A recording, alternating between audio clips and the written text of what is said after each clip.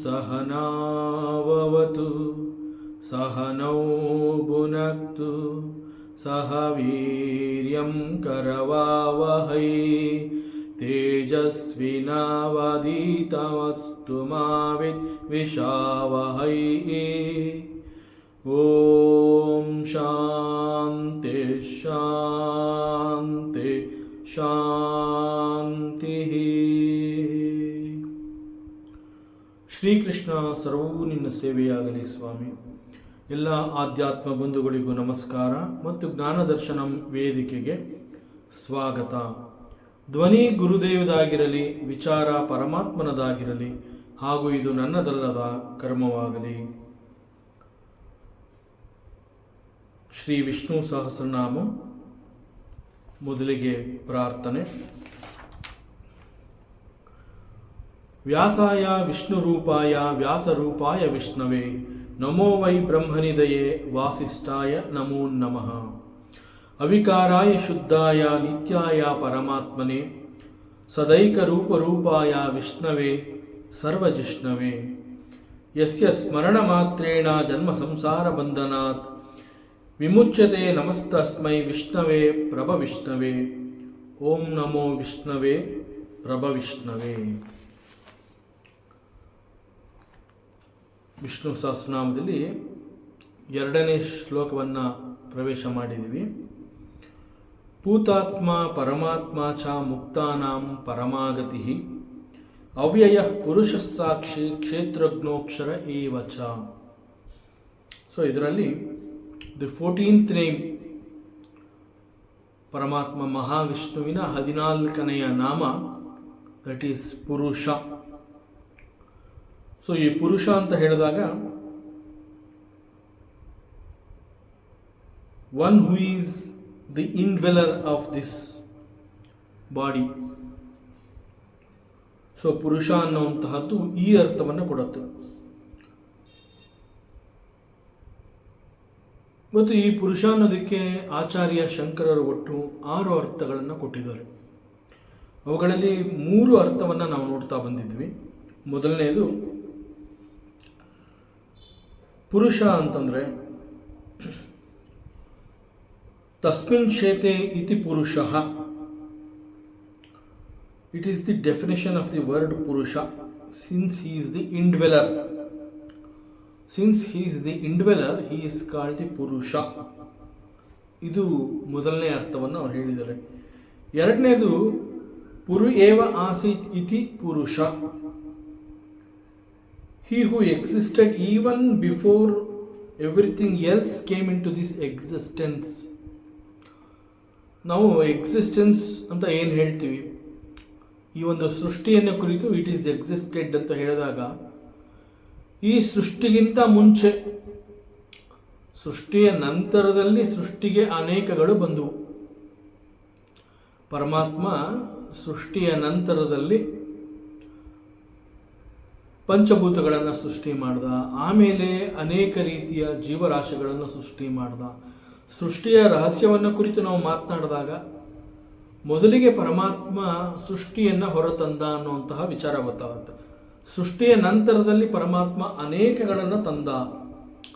So ಇದು ಯಾವುದೇ ಒಂದು ಭಾಗವತ ಇರಬಹುದು, ಪುರಾಣಗಳಿರಬಹುದು, ಅನೇಕ ಉಪನಿಷತ್ತುಗಳು ಸೃಷ್ಟಿ ಅನ್ನೋ ವಿಚಾರ ಬಂದಾಗ ಮೊಟ್ಟ ಮೊದಲನೇದಾಗಿ ಹೇಳುವಂತಹದ್ದೇನು ಅಂತಂದರೆ, Paramatma he is the cause of this creation and Paramatma he is the creator.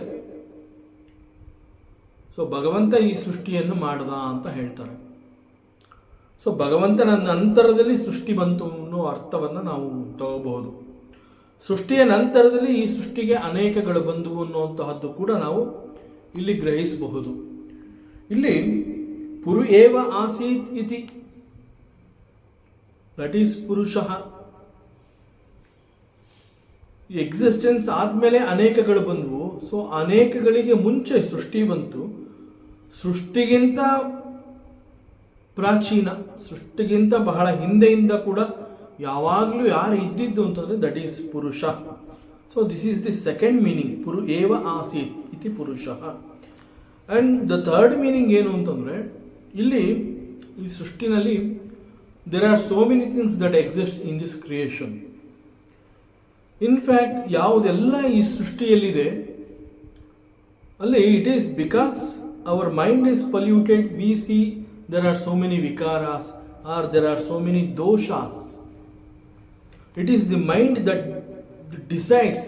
ಸೃಷ್ಟಿಯಲ್ಲಿ ನಾವು ಯಾವುದೇ ಒಂದನ್ನು ನೋಡಿದಾಗ ಅಲ್ಲಿ ದೋಷವನ್ನು ಕಂಡು ಹಿಡಿದು ಅದನ್ನು ಗುರುತಿಸುವಂತಹದ್ದು ನಮ್ಮ ಮನಸ್ಸಿನ ಒಂದು ಸ್ವಭಾವ. The nature of the mind, it does that work.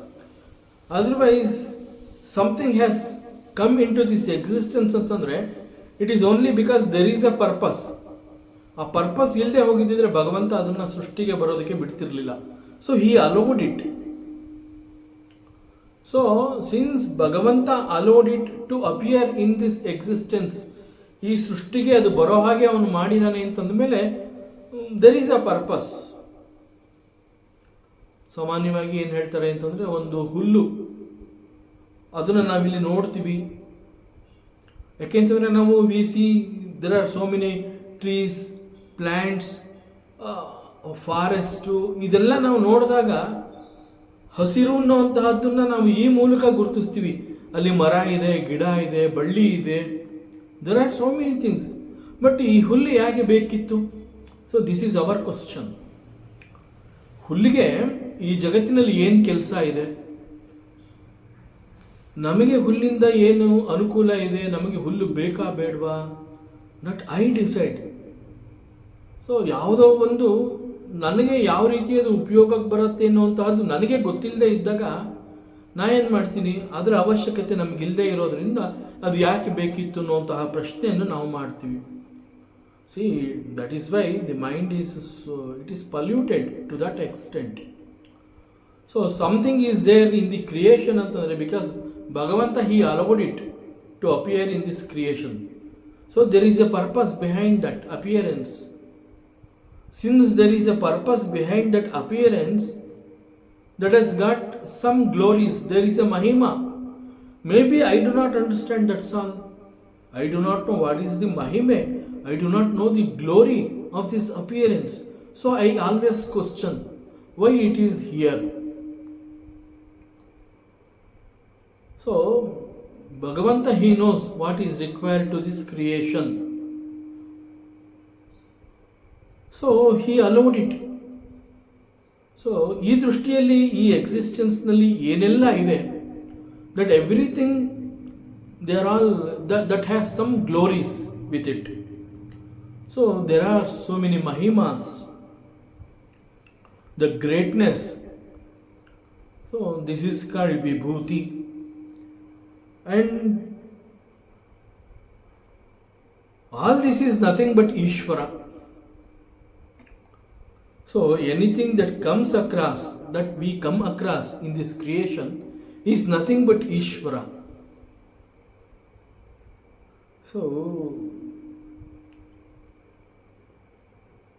I am only an instrument in his hand. That's all. Because ನಾವು ಭಗವಂತನ ಏನು ಕೇಳ್ಕೋಬೇಕು ಅಂತಂದರೆ, ನನ್ನನ್ನು ಕೂಡ ನೀ ಇಲ್ಲಿ ಸೃಷ್ಟಿಗೆ ಕರ್ಕೊಂಬಂದಿದೆಯಾ, but maybe I do not know the uddesha. Especially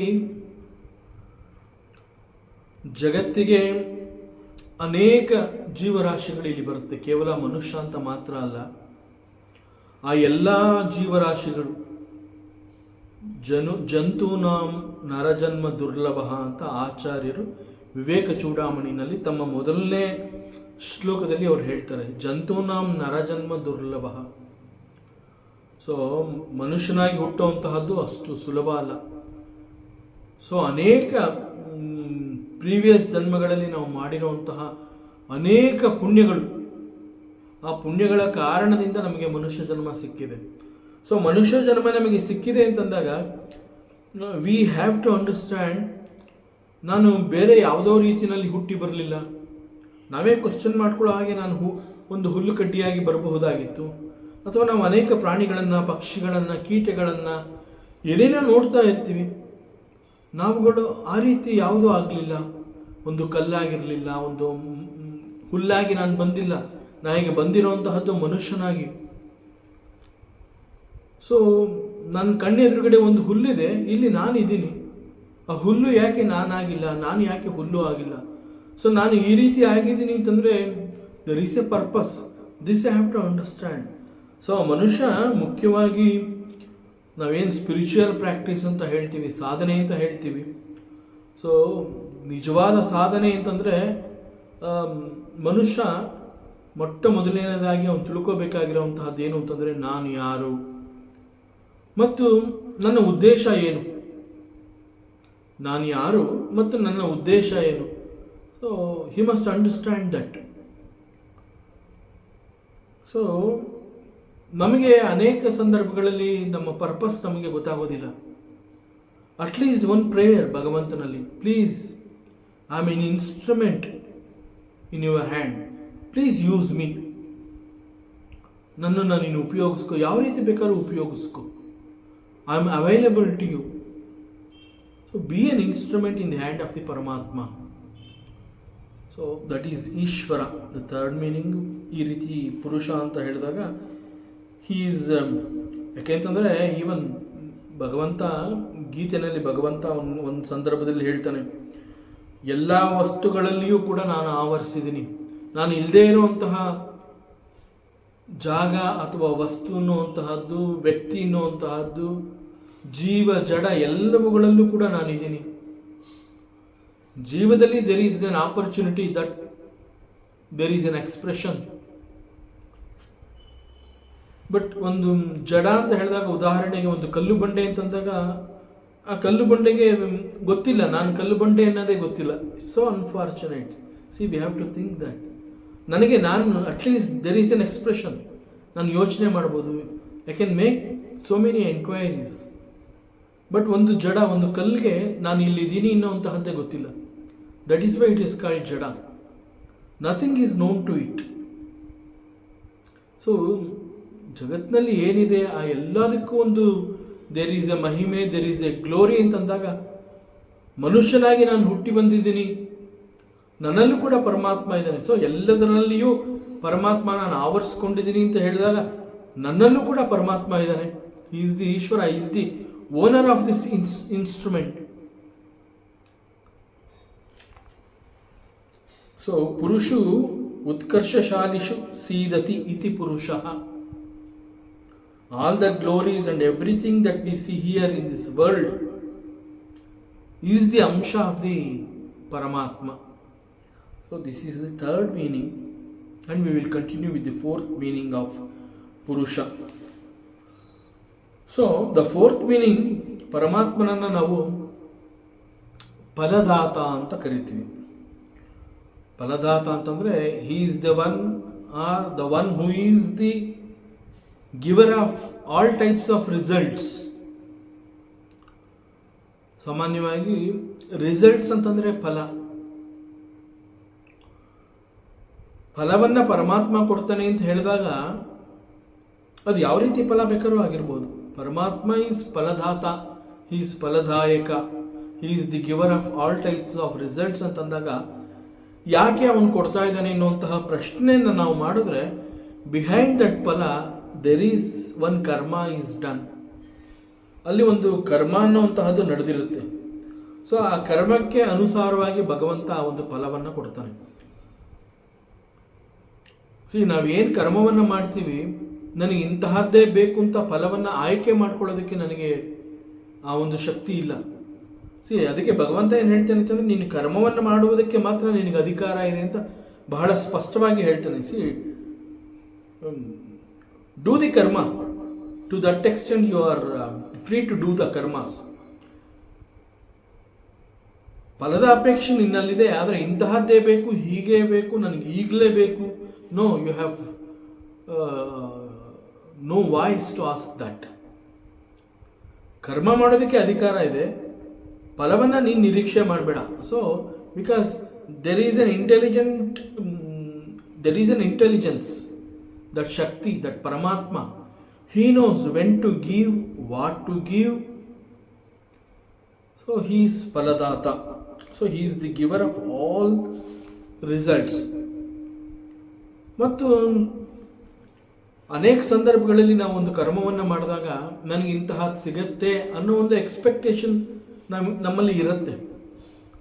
so ಇಂತಹದ್ದನ್ನು ನಾನು ಮಾಡಿದಾಗ ನನಗೆ ಇಂತಹದ್ದು ಸಿಗತ್ತೆ. ಅನೇಕ ಸಂದರ್ಭಗಳಲ್ಲಿ ಹೇಗಾಗತ್ತೆ ಅಂತಂದರೆ, ನಾವು ಕರ್ಮವನ್ನು ಮಾಡಿರ್ತೀವಿ, ಬಟ್ ನಾನೇನು ಎಕ್ಸ್ಪೆಕ್ಟ್ ಮಾಡಿರ್ತೀನಿ ಅದಕ್ಕಿಂತ ಜಾಸ್ತಿ ಸಿಕ್ಬಿಡುತ್ತೆ. So he is not only the giver of the results, he gives abundance results. See, that is the karunya, that is the beauty of the ಪರಮಾತ್ಮ.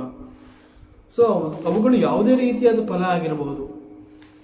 ಆ ಫಲಗಳನ್ನು ಸೂಕ್ತ ಸಮಯದಲ್ಲಿ ನಮ್ಮ ಅವಶ್ಯಕತೆಗೆ ತಕ್ಕಂತೆ ಭಗವಂತ ಅದನ್ನು ತಲುಪಿಸ್ತಾನೆ. ಸೊ ನಾವು ಪರಮಾತ್ಮನನ್ನು ನಾವು ಏನೇ ಕೇಳಿದ್ರು ಕೂಡ he will never say no. ಅದರಿಂದ ಪರಮಾತ್ಮನನ್ನು ನಾವು ಫಲದಾತ ಅಂತ ಯಾಕೆ ಕರಿತೀವಿ ಅಂತಂದರೆ, ದಟ್ ಕೊಡುವಂತಹ ಶಕ್ತಿಯನ್ನು ಅವನು ಹೊಂದಿದ್ದಾನೆ. ಸೊ ಅವನಲ್ಲಿ ಹೋಗಿ ನಾವು ಬೇಡ್ತೀವಿ, ನನಗೆ ಇಂತಹದ್ದು ಬೇಕು. ಮತ್ತು ಅವನು ಪರಮಾತ್ಮನ ಒಂದು ಮತ್ತೊಂದು ಗುಣ ಏನು ಅಂತಂದರೆ, ಆ್ಯಕ್ಚುಲಿ ಗುಣಾತೀತ ಭಗವಂತ, ಬಟ್ ನಮ್ಮ ಅರ್ಥ ಮಾಡ್ಕೊಳ್ಳೋದಕ್ಕೆ ಹೇಳ್ತಾ ಇರೋವಂಥದ್ದು ಪರಮಾತ್ಮನ ಒಂದು ಕಾರುಣ್ಯ ಹೇಗಿದೆ ಅಂತಂದರೆ, ನಾನು ಇಂತಹದ್ದು ಬೇಕು ಅಂತ ನಾನು ಕೇಳ್ಕೊಂಡಿರ್ತೀನಿ, he will never say no. ನಾ ಏನು ಕೇಳ್ಕೊಂಡಿರ್ತೀನಿ ಅದು ನನಗೆ ಸಿಕ್ಕೇ ಸಿಗತ್ತೆ. ಮತ್ತು ನಾ ಏನೋ ಪ್ರಾರ್ಥನೆ ಮಾಡಿದ್ದೀನಿ, ಅವನು ನಾನು ಕೇಳ್ಕೊಂಡಿದ್ದಕ್ಕೆ ಕೊಟ್ಟ, ಅಷ್ಟು ಮಾತ್ರ ಅಲ್ಲ, he gives the best results. So ನಾನು ಏನೋ ಕೇಳಿದ್ದೀನಿ, ಅವನು ಬೆಸ್ಟ್ ರಿಸಲ್ಟೇ ಕೊಡ್ತಾನೆ ಅಂತ ವೇದಾಂತ ಹೇಳಿದಾಗ ಅನೇಕ ಸಂದರ್ಭಗಳಲ್ಲಿ ನಾನು ಇಂತಹದ್ದನ್ನು ಕೇಳಲೇ ಇಲ್ಲ, ಅವನು ಕೊಟ್ಟಿದ್ದಾನೆ, ನಾನು ಎಷ್ಟು ದುಃಖವನ್ನು ಅನುಭವಿಸ್ತಾ ಇದ್ದೀನಿ, ನಾವು ಈ ಮಾತುಗಳನ್ನು ಆಡ್ತೀವಿ. ನಾ ಏನು ಕೇಳಿದ್ದೀನಿ ಅದನ್ನು ಕೇಳೋ ರೀತಿಯಲ್ಲಿ ಬಹುಶಃ ಕೇಳದೆ ಇದ್ದ ಕಾರಣದಿಂದ ಕೆಲವು ಗೊಂದುಗಳನ್ನು ನಾನು ಅನುಭವಿಸಿ ದಾಟಿ ನಾನು ಮುಂದೆ ಹೋಗಬೇಕಾಗತ್ತೆ. ಸುಖವನ್ನು ನಾನು ಅನುಭವಿಸ್ಬೇಕು ಅಂತಂದರೆ ನನಗೆ ಕಷ್ಟ ಅಂತಂದ್ರೆ ಏನು ಅದರ ಪರಿಚಯ ನನಗಾಗಿರಬೇಕು. ಸೊ ಎ ಸಿ ಹಾಕ್ಕೊಂಡಿದ್ದೀನಿ, ತಂಪಾದ ಇದು ಹವೆ ಅನ್ನೋದನ್ನು ನಾನು ಯಾವಾಗ ಅನುಭವಿಸ್ತೀನಿ ಅಂತಂದರೆ, ಹೊರಗಿನ ವಾತಾವರಣ ನನಗೆ ತಡ್ಕೊಳಕ್ಕಾಗ್ತಾ ಇಲ್ಲ, ಆ ಒಂದು ಶೆಕೆ, ಬಿಸಿಲು, ತಾಪ. ಸೊ ಹೊರಗಿನ ತಾಪದ ಅನುಭವ ನನಗಾಗಬೇಕು. Then it is possible for me to enjoy this A C ವಾತಾವರಣ. ಇಟ್ ಈಸ್ ಎಕ್ಸಾಕ್ಟ್ಲಿ ಅನೇಕ ಸಂದರ್ಭಗಳಲ್ಲಿ ನಾವು ಕೆಲವೊಂದುಗಳನ್ನು ಕೇಳ್ಕೊಂಡಿರ್ತೀವಿ, ಆದರೆ ಅವುಗಳನ್ನು ನಾವು ಅನುಭವಿಸ್ಬೇಕಾದ್ರೆ ಅವುಗಳು ನಮ್ಮ ಅರಿವಿನ ಮಟ್ಟಕ್ಕೆ ಬರಬೇಕು. ಸೊ ಅರಿವಿನ ಮಟ್ಟಕ್ಕೆ ನಮಗೆ ಬರಬೇಕಾದ್ರೆ ಅವುಗಳ ಮತ್ತೊಂದು ಸ್ವಭಾವದ ಪರಿಚಯ ಕೂಡ ನಮ್ಗೆ ಆಗಬೇಕಾಗುತ್ತೆ. ಸೊ ಹಾಗಾಗಿ ಅನೇಕ ಸಂದರ್ಭಗಳಲ್ಲಿ ನಮಗೆ ಗೊತ್ತಿರೋದಿಲ್ಲ, ನಾವು ಇದನ್ನು ಕೇಳ್ಕೊಂಡಿದ್ದೀವಿ ಆದರೆ ಇದನ್ನು ಕೊಡಲಿಲ್ಲ, ಕಷ್ಟ ಕೊಟ್ಟಿದ್ದಾನೆ. ಆ ಕಷ್ಟವನ್ನು ಅನುಭವಿಸಿ ನೀನು ಸಾಕಷ್ಟು ಗಟ್ಟಿಮುಟ್ಟು ಆದಾಗಲೇ ನೀನು ನೆಕ್ಸ್ಟು ಆ ಸುಖವನ್ನು ಅನುಭವಿಸೋದಕ್ಕೆ ನಿನಗೆ ಸ್ಟ್ರೆಂತ್ ಇರುತ್ತೆ. ಇಲ್ಲ ಅಂತಂದರೆ it is not possible for you to go through the results in a way it has to be enjoyed. So he is the giver in abundance. That is the karunya of the Paramatma. ಒಂದು ವೇಳೆ ನನಗೆ ಮೋಕ್ಷವೇ ಬೇಕು ಅಂತ ಹೇಳಿ ಮೋಕ್ಷವನ್ನು ನಾನು ಕೇಳಿಕೊಂಡಾಗ ಮೋಕ್ಷವನ್ನು ಅವನು ಕರುಣಿಸ್ತಾನೆ. ಆದರೆ ಮೋಕ್ಷವನ್ನು ನಾನು ಗಳಿಸ್ಕೊಳ್ಳೋದಕ್ಕೆ ನನಗೆ ಬೇಕಾಗಿರುವಂತಹ ಎಲ್ಲ ಅರ್ಹತೆ, ಯೋಗ್ಯತೆ, ಜ್ಞಾನ, ನಾನು ಮಾಡಬೇಕಾಗಿರೋ ಸಾಧನ ಮತ್ತು ಸತ್ಕರ್ಮಗಳು ಎಲ್ಲವನ್ನ ಮಾಡಿಸ್ತಾನೆ. ಅವೆಲ್ಲವನ್ನ ಮಾಡಿಸಿ ಕೊನೆಯಲ್ಲಿ ಮೋಕ್ಷವನ್ನು ಕೊಡ್ತಾನೆ. So even he will give the ಮೋಕ್ಷ ಆಲ್ಸೋ. ಅದರಿಂದ ಪುರುಷ ಅಂತ ಹೇಳಿದಾಗ ಪುರೂಣಿ ಪದಾನಿ ಸನೋತಿ ದದಾತಿತಿ ಪುರುಷ. ಪೂರ್ಣತ್ವಾತ್ ಸದನತ್ವಾತ್ ಪುರುಷಃ. And the fifth meaning of the Purusha, Puruni Bhavanani Samhara Samaye Syati Antam Karoti Iti Purushaha. See, ಭಗವಂತನನ್ನ ನಾವು ಸಾಮಾನ್ಯವಾಗಿ ಸೃಷ್ಟಿಕರ್ತ ಅಂತಂದಾಗ ಅವನನ್ನು ಬ್ರಹ್ಮ ಅಂತ ಹೇಳ್ತೀವಿ. ಸ್ಥಿತಿಕರ್ತ ಅಂತಂದಾಗ ನಾವು ಅವನನ್ನು ವಿಷ್ಣು ಅಂತ ಕರಿತೀವಿ. ಮತ್ತು ಪ್ರಳಯದ ಸಮಯದಲ್ಲಿ ಎಲ್ಲವನ್ನ ನಾಶ ಮಾಡ್ತಾನೆ ಅಂತಂದಾಗ ಹಿ ಈಸ್ ಮಹೇಶ್ವರ ಅಂತ ನಾವು ಹೇಳ್ತೀವಿ. ಹಿ ಈಸ್ ದಿ ಸೇಮ್ ಭಗವಂತ. ದ ಸೇಮ್ ಭಗವಂತ.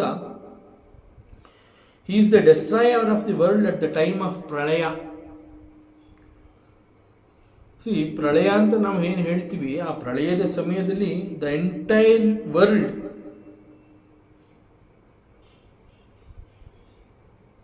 ಅದು ಪರಮಾತ್ಮನಲ್ಲಿ ಒಂದಾಗಿ ಹೋಗುತ್ತೆ. This is called bhavanani. ಭವನಾನಿ ಅಂತಂದ್ರೆ the entire universe is called the bhavana. And he will do the samhara of this bhavana. So ಪುರುಣಿ ಭವನಾನಿ ಸಂಹಾರ ಸಮಯೇ ಸ್ಯತಿ ಅಂತಂ ಕರೋತಿ ಇತಿ ಪುರುಷಃ.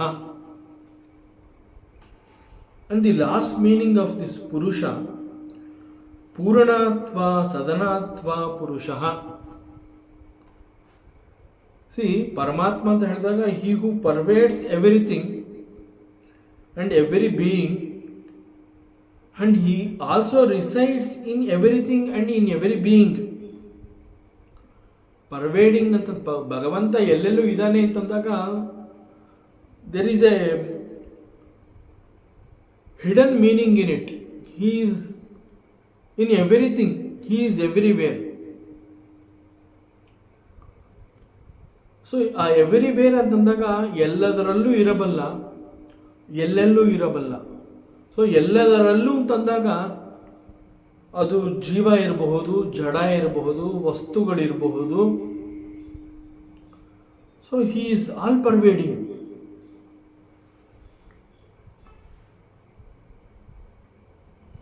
So, he who pervades everything and every being and also resides in everything and every being. So, therefore, he is the ಪರಮಾತ್ಮನನ್ನ ಸೃಷ್ಟಿ ರಹಸ್ಯವನ್ನು ನಾವು ತಿಳ್ಕೋಬೇಕಾದ್ರೆ he is the material cause ಅಂತ ಹೇಳ್ತೀವಿ. So, therefore, he is the material and he is also the indweller.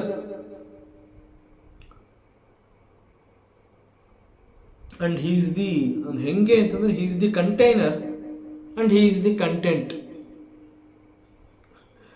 So Purusha means ಭಕ್ತಾನಾಂ ಹೃದಯಂ ಪೂರಯತಿ ಇತಿ ಪುರುಷಃ.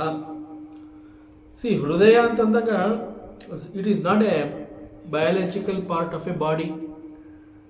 ಹೃದಯ ಅನ್ನುವಂತಹದ್ದು it is the core of every being.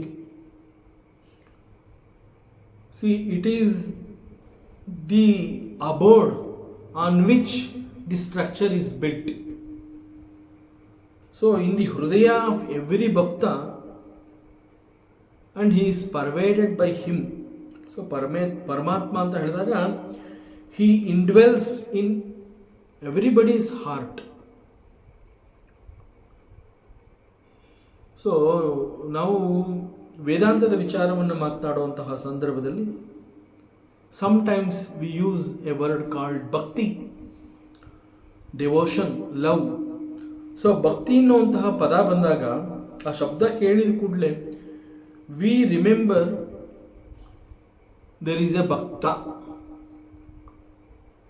So bhakti is because of ಭಕ್ತ.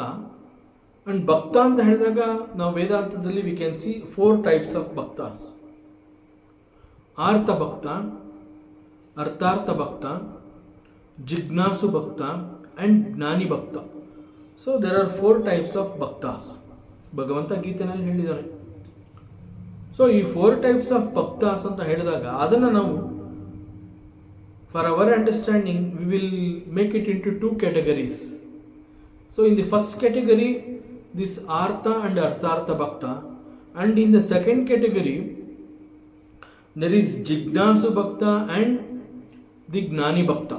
This is the second category.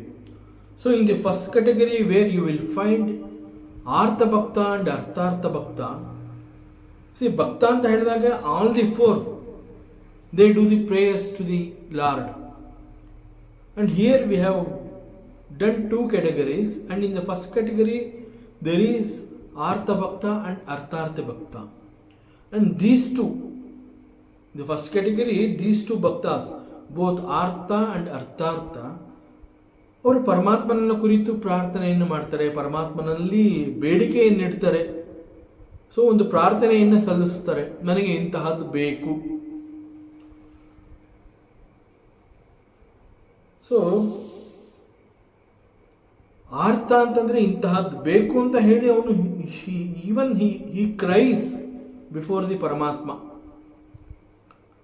And Arthartha, he is a bhakta because of artha, he wants something from the Bhagavanta. See in this category, Artha Bhakta and Arthartha Bhakta, these two types of bhaktas, they pray the God, they want something. See, Artha Bhakta ಅಂತಂದಾಗ he is crying, he is in ಯಾವುದೋ ಒಂದು situation ಅಲ್ಲಿ ಅವನು ಅಳ್ತಾ ಇರ್ತಾನೆ, ಅವನಿಗೇನೋ ತೊಂದರೆ ಆಗಿದೆ. He just wants to come out from that situation. He doesn't want to stick on to that situation. So ಅವನು ಹೇಗಾದರೂ ಮಾಡಿ ನನ್ನನ್ನು ಪಾರು ಮಾಡು, ನನಗೆ ಇದು ಬೇಡ, enough of it. So this is Aarta. ಅವನು ಹಿ ಈಸ್ ಕ್ರೈಯಿಂಗ್, ಹೆಂಗೋ ನನ್ನನ್ನು ಇದರಿಂದ ಪಾರು ಮಾಡು.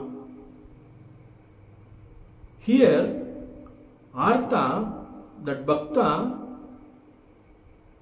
ಅವನು ಎಲ್ಲೂ ಕೂಡ ಭಗವಂತ ನನಗೆ ನೀನು ಬೇಕು ಅಂತ ಎಕ್ಸ್ಪ್ರೆಸ್ ಮಾಡ್ತಾ ಇಲ್ಲ. ನನ್ನನ್ನು ಈ ಒಂದು ಸಂದರ್ಭದಿಂದ, ಈ ಒಂದು ಪರಿಸ್ಥಿತಿಯಿಂದ ನನ್ನನ್ನು ಪಾರು ಮಾಡು, ಬಿಕಾಸ್ ಯು ಆರ್ ಸರ್ವಶಕ್ತ, ನಿನ್ನನ್ನು ಬಿಟ್ಟು ಇನ್ಯಾರನ್ನು ಕೇಳಲಿ. ಸೊ ನನಗೆ ಈ ಸಿಚುವೇಶನ್ ಬೇಡ ಅಂತ ಹೇಳ್ತಾ ಇದ್ದಾನೆ ಅಷ್ಟೇ ಹೊತ್ತು, ಭಗವಂತ ನನಗೆ ನೀನೇ ಬೇಕು ಅಂತ ಅವನು he is not crying for that. And again in the first category there is Artharthi Bhakta. This Bhakta also, he is praying the Lord Ishvara, I want this particular ಆಗಿ ನನಗೆ ಇಂತಹದ್ದು ಬೇಕು, ಹೇಗಾದರೂ ಮಾಡಿ ನೀನು ನನಗೆ ಅದನ್ನು ಕೊಡಲೇಬೇಕು, because you are the giver, you are the provider. Since you are the provider, you have to give it to me. I want it and I do not have it, and you are the giver and you have to give it to me. So ಇಲ್ಲೂ ಕೂಡ ಅವನು ಪರಮಾತ್ಮ ನನಗೆ ನೀನು ಬೇಕು ಅಂತ ಹೇಳ್ತಾ ಇಲ್ಲ, ನಿನ್ನಿಂದ ನನಗೇನೋ ಬೇಕಾಗಿದೆ, ದಟ್ಸ್ ಆಲ್. ನೀನು ಬೇಕು ಅಂತ ಅವನು ಕೇಳ್ತಾನೆ ಇಲ್ಲ, ನಿನ್ನಿಂದ ನನಗೆ ಕೆಲವುಗಳು ಬೇಕು, ಅದನ್ನು ನೀನು ಕೊಡು. So this is his request. So ಹೀಗೆ ಈ ಫಸ್ಟ್ ಕ್ಯಾಟಗರಿನಲ್ಲಿ ಬೋತ್ ಆರ್ಥ ಅಂಡ್ ಅರ್ಥಾರ್ಥ ಭಕ್ತ, they do not want Paramatma, but they want something, some favor from the Bhagavanta. And in the second category, ali there is Jignasu Bhakta and Gnani Bhakta. Even this Jignasu Bhakta, what is his prayer? See, he is not interested in the worldly objects. ಅವನು ನನಗೆ ಇದು ಬೇಕು ಅದು ಬೇಕು ಅಂತ ಕೇಳ್ತಾ ಇಲ್ಲ, ಅಥವಾ ನನಗೇನೋ ತೊಂದರೆ ಇದೆ, ನನಗೆ ಈ ತೊಂದರೆಯಿಂದ ನನ್ನನ್ನು ರಕ್ಷಿಸು, ಅದನ್ನು ಕೂಡ ಅವನು ಕೇಳ್ತಾ ಇಲ್ಲ, this jijnasu. So he just wants to know more about the atma vichara, Paramatma, what is this Bhagavanta, what is reality. So ಇಂತಹ ಪ್ರಶ್ನೆಗಳಲ್ಲಿ ಅವನು ಸಿಕ್ಕಾಕೊಂಡಿದ್ದಾನೆ. And he wants to come out from that. He wants some answers. So what is this Atma? Atma ಅಂತಂದ್ರೆ ಏನು? ನಾನು ಯಾರು? Who is Bhagavanta? And what is this Jagat? So ಇಲ್ಲಿ ಜೀವ, ಜಗತ್ತು, Ishwara, what is all these things? So ಇಲ್ಲಿರುವಂತಹ ರಹಸ್ಯ ಏನು? So he wants that truth. So that is jijnasu bhakta. So he wants to know about it. So ಇದು ಒಂದು ರೀತಿಯ ಸಾಧನೆನೇ. ಸ್ಪಿರಿಚುವಲ್ ಪ್ರಾಕ್ಟೀಸ್ ಅಂತಂದಾಗ not interested in the worldly objects. So other than the worldly there is something more. So there is Jiva, there is a Jagat, there is a Paramatma. And what is all this Jiva, Jagattu, Ishvara? Bhagavanta antandrenu? What is Atma? Atma Vichara antandrenu?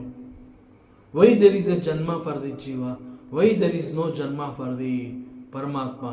And what is this world? And who is Ishvara? What is the connection between the Jiva and Ishvara? And what is the connection between the Jagattu and Ishvara? Is there any connection between the Jiva, Jagattu and Ishvara? And I want to know about it. So for that he is praying. This is Jignasu Bhakta. And there is Gnani Bhakta. So Gnani Bhakta ಏನು ಅಂತಂದರೆ, ನನಗೆ ನಿನ್ನ ಹೊರತು ಏನು ಬೇಡ, ನನಗೆ ಕೇವಲ ನೀನು ಮಾತ್ರ ಬೇಕು. ನಿನ್ನ ಹೊರತುಪಡಿಸಿದ್ರೆ ನನಗೆ ಇನ್ನೇನು, nothing more, because I know you are everything. I know you are everything, you are everything. So ನನಗೆ ನೀನು ಬೇಕು. ಸೊ ದಿಸ್ ಈಸ್ ಜ್ಞಾನಿ ಭಕ್ತ. ಸೊ ಹೀಗೆ there are two types of two categories and ಭಕ್ತ ಅಂತ ಹೇಳಿದಾಗ ಈ 4 ರೀತಿಯ ಭಕ್ತರುಗಳು ಕೂಡ ಈ ಒಂದು ಕ್ಯಾಟಗರಿನಲ್ಲಿ ಬರ್ತಾರೆ. ಸೊ ಭಗವಂತನಲ್ಲಿ ಈ ರೀತಿ ಪ್ರಾರ್ಥನೆಗಳನ್ನು ಮಾಡುವಂತಹ ಭಕ್ತರು ತಮಗೆ ಏನು ಬೇಕೋ ಅದನ್ನು ಪಡ್ಕೊಳ್ಳುವಂತಹದ್ದು. ಆ್ಯಂಡ್ ಇಲ್ಲಿ ಎರಡನೇ ಕ್ಯಾಟಗರಿನಲ್ಲಿ ಎಸ್ಪೆಷಲಿ ಜಿಜ್ಞಾಸು ಅಂತ ಬಂದಾಗ he is more interested in knowing the satya, truth. So the purpose of prayer ಅಂತಂದಾಗ to come out successfully from some hidden obstacles. Especially ಜ್ಞಾನಿ ಭಕ್ತ ಅಂತಂದಾಗ ಅವನ್ನ ಜ್ಞಾನಿ ಅಂತ ಕರೆದ್ರೂ ಕೂಡ there are so many hidden obstacles, ಅನೇಕ ರೀತಿಯ ತೊಂದರೆಗಳು ಅವನಿಗೆ ಗೊತ್ತಿಲ್ಲದೆ ಇರುವಂತಹದ್ದಿರುತ್ತೆ. ಬಟ್ ನನಗೆ ಗೊತ್ತಿಲ್ಲ what is the hidden obstacles, I do not know. You are the sarvajna, you are Bhagavanta. ನಿನ್ನ ಕಣ್ಣು ತಪ್ಪಿಸಿ ಅದು ಇರೋದಕ್ಕೆ ಸಾಧ್ಯ ಇಲ್ಲ. ಸೊ ನನಗೆ ಗೊತ್ತಿಲ್ಲದೆ ಇರುವಂತಹದ್ದು ಏನಿದೆ ಅದನ್ನು ರಕ್ಷಿಸಿ ನನಗೆ ನೀನು ಸಿಗಬೇಕು, ಹಾಗೆ ಮಾಡು. ಸೊ ಪರಮಾತ್ಮ is knower of everything, and so he removes all types of obstacles, and this is the very purpose of the prayer really.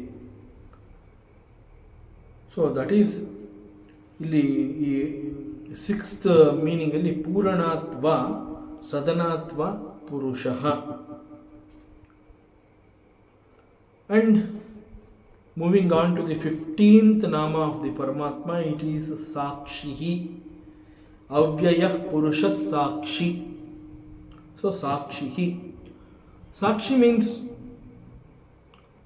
ನೇರವಾದ ಅರ್ಥ ವಿಟ್ನೆಸ್, ಎಲ್ಲವನ್ನ ನೋಡ್ತಾ ಇರೋನು, ವೀಕ್ಷಿಸ್ತಾ ಇರೋಂತಹವನು. ನಾವು ದಿನನಿತ್ಯದಲ್ಲಿ ನೂರಾರು ರೀತಿಯ ಚಟುವಟಿಕೆಗಳು, ವೇದಾಂತದಲ್ಲಿ ಇದನ್ನು ನಾವು ಕರ್ಮ ಅಂತಲೇ ಕೂಡ ಕರಿತೀವಿ. ಸೊ ಅನೇಕ ರೀತಿಯ ಆ್ಯಕ್ಟಿವಿಟೀಸಲ್ಲಿ ನಾವು ಇನ್ವಾಲ್ವ್ ಆಗಿರ್ತೀವಿ. ಸೊ ಅನೇಕ ಕರ್ಮಗಳಲ್ಲಿ ನಮ್ಮನ್ನು ನಾವು ತೊಡಗಿಸ್ಕೊಂಡಿರ್ತೀವಿ. ಸೊ ನಮ್ಮ ಬದುಕಿನಲ್ಲಿ ನಾವು ಮಾಡ್ತಾ ಇರೋಂತಹ ಈ ಎಲ್ಲ ಆ್ಯಕ್ಟಿವಿಟೀಸ್ಗಳನ್ನ ಅನೇಕ ಸಂದರ್ಭದಲ್ಲಿ ನಮ್ಮ ಗಮನನೇ ನಾವು ಮಾಡುವಂತಹ ಆ್ಯಕ್ಟಿವಿಟೀಸ್ಗಳ ಮೇಲೆ, ನಮ್ಮ ಕರ್ಮಗಳ ಮೇಲೆ ನಮ್ಮ ಗಮನನೇ ಇರೋದಿಲ್ಲ. ಸೊ ಇದು ಹೇಗೆ ಮಾಡಿದೆ ಅನ್ನೋದು ಗೊತ್ತೇ ಆಗಲಿಲ್ಲ ನನಗೆ, ನಾನೇ ಮಾಡಿದ್ದು. ಬಟ್ ಎಲ್ಲೋ ಒಂದು ಕಡೆ ನನ್ನ ಗಮನ ಆ ಟೈಮಲ್ಲಿ ಇರಲಿಲ್ಲ. ಸೊ ನನ್ನ ಕಣ್ ತಪ್ಪಿಸಿ ಇದಾಗಿದೆ. ಸೊ ಮಾಡಿದ್ದು ನಾನು ಅಂತಲೇ ಗೊತ್ತು, ಬಟ್ ಹೇಗೆ ಮಾಡಿದೆ ನನ್ನ ಗಮನ ಇರಲಿಲ್ಲ. ಸೊ ನಾನು ಅಬ್ಸರ್ವ್ ಮಾಡಲಿಲ್ಲ, ನಾನು ಗಮನ ಹರಿಸಲಿಲ್ಲ. ಬಟ್ ನಮ್ಮ ಬದುಕಿನಲ್ಲಿ ನಾವು ಮಾಡುವಂತಹ ಇಂತಹ ಅನೇಕ ಆಕ್ಟಿವಿಟೀಸ್ಗಳಲ್ಲಿ ಹೀ ಈಸ್ ದಿ ವಿಟ್ನೆಸ್. ನನ್ನ ಕಣ್ಣು ತಪ್ಪು ಹೋಗ್ಬೋದು, ಬಟ್ ಅವನ ಕಣ್ಣಿಂದ ಇದು ತಪ್ಪಿಸ್ಕೊಳ್ಳೋಕ್ಕಾಗೋದಿಲ್ಲ. So he is the witness. So ನಮ್ಮೆಲ್ಲವುಗಳಿಗೂ ಅವನನ್ನು ನಾವು ಸಾಕ್ಷಿ ಅಂತ ಕರೆದರೂ ಕೂಡ ಅವನಿಗೆ ಅದರಿಂದ ಏನೂ ಬೇಕಾಗಿಲ್ಲ. ಅವನು ಎಲ್ಲವನ್ನ ನೋಡ್ತಾ ಇದ್ದಾನೆ, ಎಲ್ಲವುಗಳಿಗೂ ಅವನು ಸಾಕ್ಷಿಯಾಗಿದ್ದಾನೆ. But in spite of that ಅವನಿಗೆ ಯಾವುದೇ ರೀತಿಯಾದ ಒಂದು ಆ ಮೆಂಟಲ್ ರಿಸರ್ವೇಷನ್ ಅನ್ನುವಂತಹದ್ದಿಲ್ಲ. There is no personal interest for the Bhagavanta. ಅವನು ಹೀ ಈಸ್ ಎ ವಿಟ್ನೆಸ್ ಅಂತ ನಾವು ಹೇಳಿದ್ರು ಕೂಡ ನಾವು ಮಾಡುವಂತಹ ಎಲ್ಲವನ್ನ ಅವನು ನೋಡ್ತಾ ಇದ್ದಾನೆ ಅಂತಂದಾಗ ಏನಾದರೂ ನಮ್ಮಿಂದ ಅವನು ನಿರೀಕ್ಷೆ ಮಾಡ್ತಾ ಇದ್ದಾನ. ಇನ್ಫ್ಯಾಕ್ಟ್ ಅವನ ಮಧ್ಯದಲ್ಲಿ ಬಂದು ಈ ರೀತಿ ಮಾಡಬೇಡ, ಹಂಗೆ ಮಾಡು, ಅದನ್ನು ಕೂಡ ಅವನು ಗೈಡ್ ಮಾಡೋದಿಲ್ಲ. ಸೊ ನಾನು ಏನು ಮಾಡ್ತೀನಿ ಅದನ್ನು ನೋಡ್ತಾನೆ ಅಷ್ಟೆ. ನೀನು ಮಾಡ್ತಾ ಇರೋವಂತಹದ್ದು ಸರಿಗಿದೆಯಾ, ಅದು ತಪ್ಪ, ಧರ್ಮನ ಅಧರ್ಮನ, ಅಥವಾ ನಿಲ್ಲಿಸ್ತಾನ, ನಾನು ಮಾಡ್ತಾ ಇರೋವಂಥದ್ದನ್ನು ಬೇಡ ಮಾಡಬೇಡ, ಹಿ ವಿಲ್ ನಾಟ್ ಡೂ ಇಟ್. ಮತ್ತು ಅವನು ಏನು ಮಾಡ್ತಾನೆ ಹೇಗಾರೆ, ನಾನು ಮಾಡೋವಂತಹ ಆ್ಯಕ್ಟಿವಿಟೀಸ್ಗಳು ನನಗೆ ಗೊತ್ತಿಲ್ಲ, ನಾನು ಧರ್ಮವಾಗಿ ಮಾಡ್ತಾ ಇದ್ದೀನ, ಅಧರ್ಮವಾಗಿ ಕೆಲವು ಆ್ಯಕ್ಟಿವಿಟೀಸಲ್ಲಿ ಇನ್ವಾಲ್ವ್ ಆಗಿದ್ದೀನ, ನನಗೆ ಗೊತ್ತಾಗ್ತಾ ಇಲ್ಲ. ಬಟ್ ಪರಮಾತ್ಮನನ್ನು ನಾವು ಹೀ ಈಸ್ ವಿಟ್ನೆಸ್, ಅವನು ಎಲ್ಲವನ್ನ ನೋಡ್ತಾ ಇದ್ದಾನೆ ಅಂತ ಹೇಳಿದಾಗ ಅವನು ಬಂದು ನನ್ನನ್ನು ತಡಿಬೋದಾಗಿತ್ತಲ್ಲ. ನೋ ನೋ ನೋ, ಕರ್ಮ ಮಾಡ್ತಾ ಇರೋಂತಹದ್ದು it is my choice. So ಇದು ನನ್ನ ಅಪೇಕ್ಷೆ. So he will not come in the middle. So ಅವನು ಏನು ಮಾಡ್ತಾನೆ ಅಂತಂದರೆ he is only a witness. Paramatma is pure witness, that's all. He is only witness.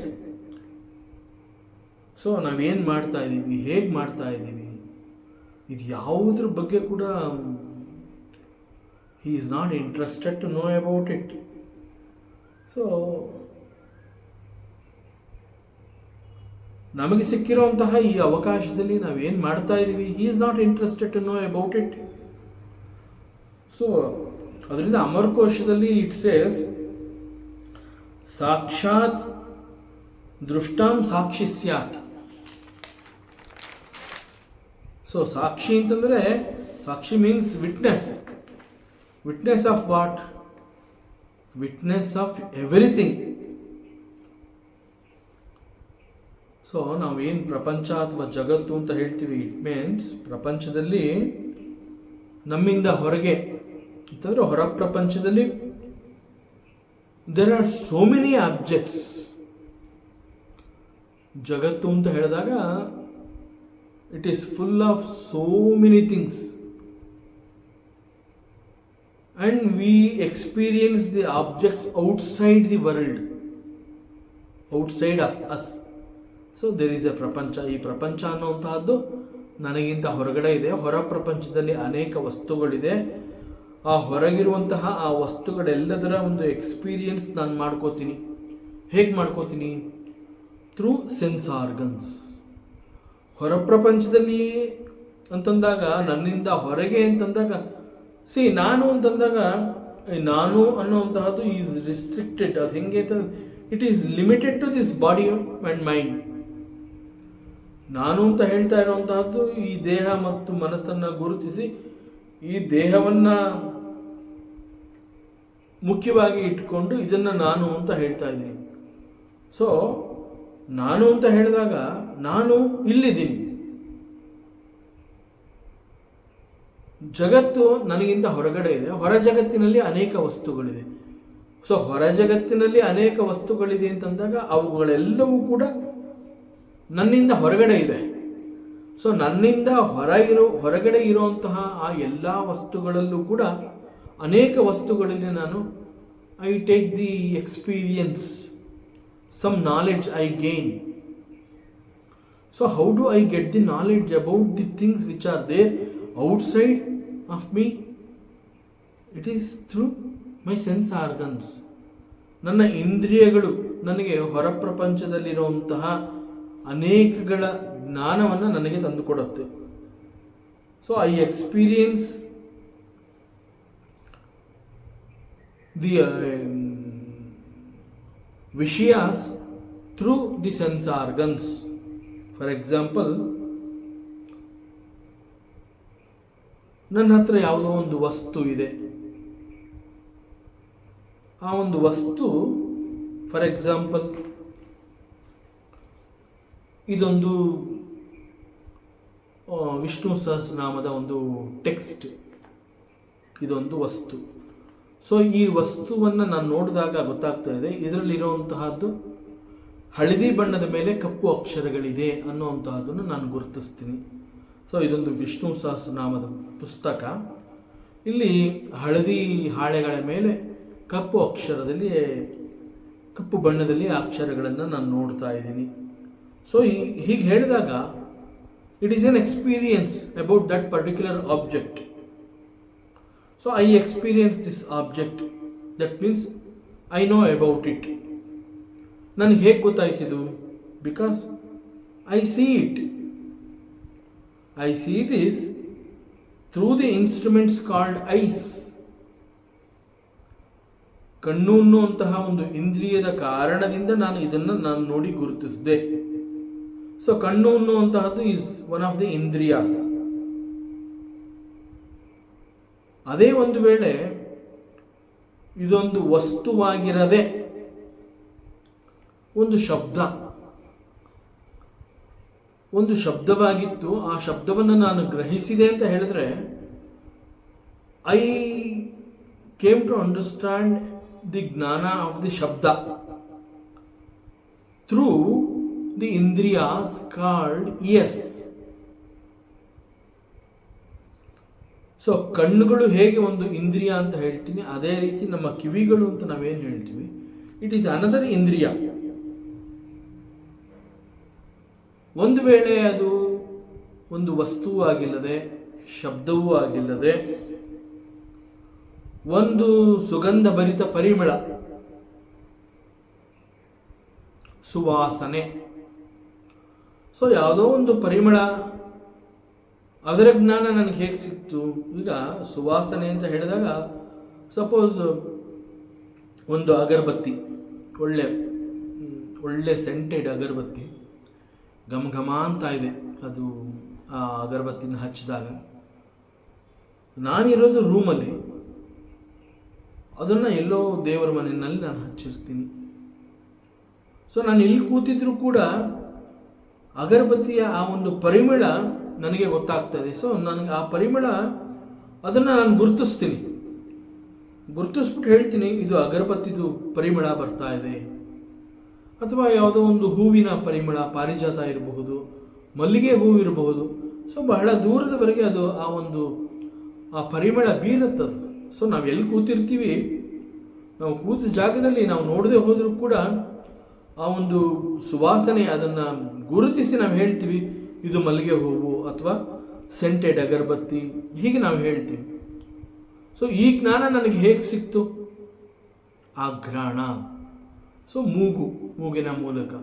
So again this ಮೂಗು ಅನ್ನುವಂತಹದ್ದು is another ಇಂದ್ರಿಯ.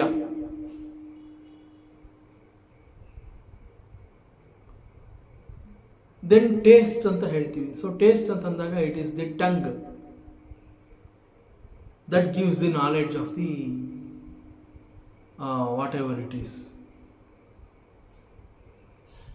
ಆ ರುಚಿಯ ಸೊಬಗು, ಅದನ್ನು ನಾವು ಸವಿಯೋ ಹಾಗೆ ನಾವು ಮಾಡೋದು ಹೆಂಗೆ ಅಂತಂದರೆ, it is because of the ನಾಲಿಗೆ. ಅದೇ ಥರ ಸ್ಪರ್ಶ ಅಂತಂದಾಗ ಯಾವುದೋ ಒಂದನ್ನು ಮುಟ್ತೀವಿ, ಸಖತ್ ತಣ್ಣಗಿದೆ, ಅಥವಾ ಸುಟ್ಟೋಯ್ತಪ್ಪ ಕೈ, ಬೆರಳು ಸುಟ್ಟೋಯ್ತು. ಸೊ ಹೇಗೆ ಗೊತ್ತಾಯಿತು? ಸ್ಪರ್ಶ ಜ್ಞಾನ. So it is through the skin. So ಸ್ಪರ್ಶ ಅನ್ನುವಂತಹದ್ದು ಜ್ಞಾನ. ಆಘ್ರಾಣ ಇಸ್ ಎ ಜ್ಞಾನ, ಟೇಸ್ಟ್ ಇಸ್ ಎ ಜ್ಞಾನ, ಶಬ್ದ ಇಸ್ ಎ ಜ್ಞಾನ, ರೂಪ ಇಸ್ ಎ ಜ್ಞಾನ. ಸೊ ಇವೆಲ್ಲ ಹೊರ ಜಗತ್ತಿನಲ್ಲಿದೆ. ಹೊರ ಜಗತ್ತಿನಲ್ಲಿರುವಂತಹ ಈ ವಿಷಯಗಳು ನನ್ನ ಬಳಿಗೆ ಬರೋ ಹಾಗೆ ಆಯಿತು. So I gain the knowledge through sense organs. So ಲೌಕಿಕ ಜ್ಞಾನ ನಾನು ಹೇಗೆ ಗಳಿಸ್ಕೋತೀನಿ ಅಂತಂದರೆ it is only because through the indriyas. So ಹೀಗೆ ನಮಗೆ ನಮ್ಮ ಬಳಿ ಇರುವಂತಹ 5 ಇಂದ್ರಿಯಗಳು, ಪಂಚೇಂದ್ರಿಯಗಳು ಅಂತ ಹೇಳ್ತೀವಿ, ಇದನ್ನು ನಾವು ಜ್ಞಾನೇಂದ್ರಿಯ ಅಂತ ಹೇಳ್ತೀವಿ. ಸೊ ಈ ಪಂಚ ಜ್ಞಾನೇಂದ್ರಿಯಗಳ ಮೂಲಕ ನಾವು ಈ ಒಂದು ಲೌಕಿಕ ಜ್ಞಾನವನ್ನು ನಾವು ಪಡ್ಕೋತೀವಿ. ಸೊ ಕಣ್ಣಿಗೆ ಕಾಣಿಸ್ತಾ ಇರುವಂತಹ ಫಿಸಿಕಲ್ ಇಂದ್ರಿಯಗಳೇ ಅಂತಂದರೆ, ಈಗ ಕಣ್ಣು ಅಂತ ನಾವೇನು ಹೇಳ್ತೀವಿ, ಕಣ್ಣುಗಳು ನೋಡ್ತು ಅಂತ ಹೇಳ್ತೀವಿ. ಒಂದು ರೂಪವನ್ನು, ಒಂದು ಬಣ್ಣವನ್ನು ಅದು ಗುರುತಿಸ್ತು ಕಣ್ಣು. ನಮ್ಮನ್ನು ಪ್ರಶ್ನೆ ಮಾಡಿದಾಗ ನಿಂಗೆ ಹೇಗೆ ಗೊತ್ತಾಯಿತು ಅಂತಂದಾಗ ನಾನು ಐ ಸಿ ಇಟ್ ಅಂತ ಹೇಳ್ತೀನಿ. ಯಾವುದೋ ಒಂದು ರೂಪ ಅಥವಾ ಏನೋ ಒಂದನ್ನು ನಾನು ಗುರುತಿಸಿ ಇದು ಇಂತಹದ್ದು ಅಂತ ಹೇಳಿದಾಗ ನಿನಗೆ ಹೇಗೆ ಗೊತ್ತಾಯಿತು? ಇಲ್ಲಪ್ಪ ನಾನೇ ನೋಡಿದೆ. ಹೇಗೆ? ನಾನೇ ಕಣ್ಣಾರೆ ನಾನು ನೋಡಿದೆ. ಸೊ ಇಲ್ಲಿ ನಾವು ಏನು ಅರ್ಥ ಮಾಡ್ಕೊಂಡಿದ್ದೀವಿ ಅಂತಂದರೆ, ಈ ಕಣ್ಣು ಅನ್ನುವಂತಹ ಒಂದು ಇಂದ್ರಿಯ it is physical in nature. This ಕಣ್ಣು ಅಂತ ಹೇಳಿದಾಗ it is physical in nature. So ಈ ಕಣ್ಣು ಅನ್ನುವಂತಹ ಇಂದ್ರಿಯ ಅದಕ್ಕೆ ನೋಡುವಂತಹ ಶಕ್ತಿ ಇದೆ. ಸೊ ಅದನ್ನು ಆ ಮೂಲಕ ನಾನು ನೋಡಿ ನಾನು ಅರ್ಥ ಮಾಡಿಕೊಂಡೆ. ಸೊ ಇಲ್ಲಿ ಇಂದ್ರಿಯ ಅಂತ ಹೇಳಿದಾಗ ಕಣ್ಣು ಅನ್ನುವಂತಹದ್ದು ಫಿಸಿಕಲ್ ಆಗಿ ಅದನ್ನು ನಾವು A part of the body ಅಂತ ಕೂಡ ಹೇಳಿ ಅದನ್ನು ನಾವು ಗುರುತಿಸ್ತೀವಿ. ಕಣ್ಣುಗಳು ನೋಡಿತು ಅಂತ ಹೇಳ್ತೀವಿ. ಇನ್ಫ್ಯಾಕ್ಟ್ ಇಲ್ಲಿರುವಂತಹ ಸತ್ಯ ಏನು ಅಂತಂದರೆ, to see something we used this ಇಂದ್ರಿಯ ಕಾಲ್ಡ್ ದಿ ಐಸ್. ಇನ್ಫ್ಯಾಕ್ಟ್ ಕಣ್ಣುಗಳು ನೋಡಿದ್ದು ನಿಜ, ಆದರೆ ಕಣ್ಣು ಅಂತ ಕರೀತಾ ಇರುವಂತಹ ಈ ಇಂದ್ರಿಯಗಳು ಆ ಒಂದು ದರ್ಶನ ಅಂತಂದರೆ ನೋಡಿರುವಂತಹದನ್ನ, ಆ ದರ್ಶನವನ್ನು ನೇರವಾಗಿ ನಮಗೆ ಕೊಡಲಿಲ್ಲ. ಸೊ ಈ ಕಣ್ಣು ಅಂತ ಹೇಳಿದಾಗ ಅಲ್ಲಿ there is a faculty, very subtle faculty, sukshma. It rests there in the eyes. ಅದೇ ರೀತಿ ಶಬ್ದ ಅಂತ ಹೇಳಿದಾಗ ನಾವು ನನ್ನ ಕಿವಿಯಾರೆ ಕೇಳಿಸ್ಕೊಂಡೆ ಅಂತ ನಮ್ಮ ಕಿವಿನ ತೋರಿಸ್ತೀವಿ. Again, there is a very subtle faculty which rests there in the ears. So, in all the indriyas, there are certain faculties which rests there in the indriyas.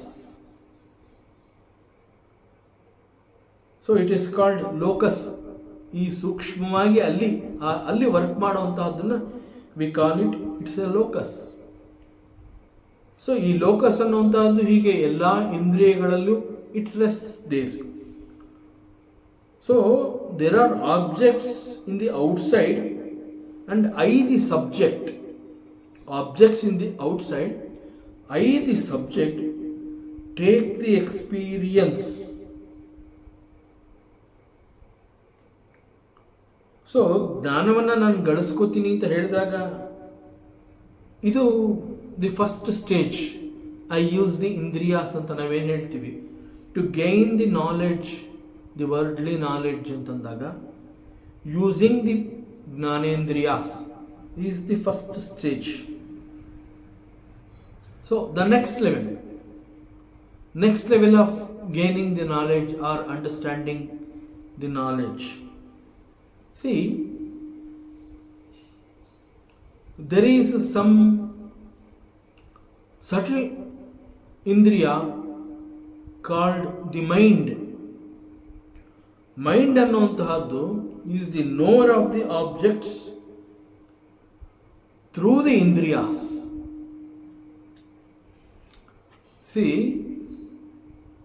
ಕಣ್ಣುಗಳು ನೋಡ್ತು ಅಂತ ಹೇಳ್ತೀವಿ, ಕಿವಿಗಳು ಕೇಳಿಸ್ಕೊತು ಅಂತ ಹೇಳ್ತೀವಿ, ನಾಲಿಗೆ ರುಚಿಯನ್ನು ಕೊಡ್ತು, ಮೂಗು ಪರಿಮಳವನ್ನು ಹೀರ್ತು, ಚರ್ಮ ಸ್ಪರ್ಶ ಜ್ಞಾನವನ್ನು ಕೊಡ್ತು.